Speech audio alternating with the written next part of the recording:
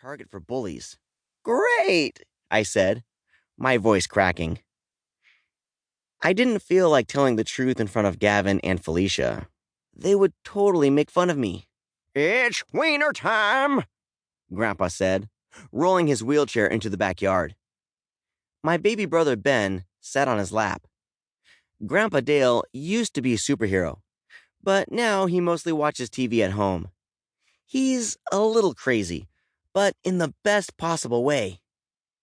For an old person, he's actually really cool. He's kind of my best friend. He did a 360 spin in his wheelchair, and Ben laughed. Dad, be careful with Ben, Mom said, scooping up Ben and taking him into her arms. Ben has powers too, if you can believe it. He loves getting into trouble like any other baby. But he also can turn invisible, which makes him extra naughty. Grandpa likes getting into trouble and being naughty as well, though his powers are completely different. He has bird powers. He can sprout big wings and has super eyesight, or something like that. Time to stuff our gullets, Grandpa cried out. The entire Powers family sat down at the picnic table and ate. Family meals are the best. At least until Gavin or Felicia says, I don't have enough ice in my drink.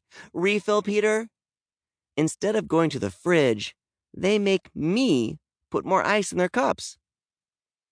Yep, that's what my powers are used for.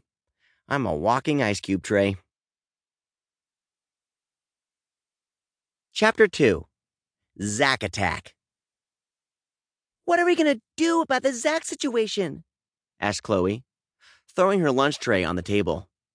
She was pretty stressed out about Zach, the new kid, who also happened to be a total bully.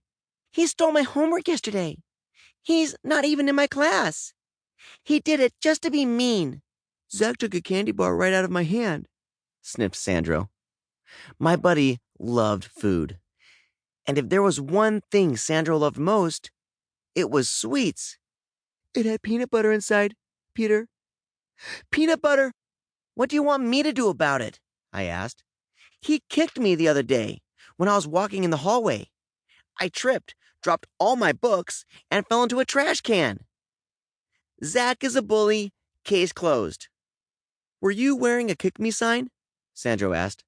Because if you were, that might be why he did it.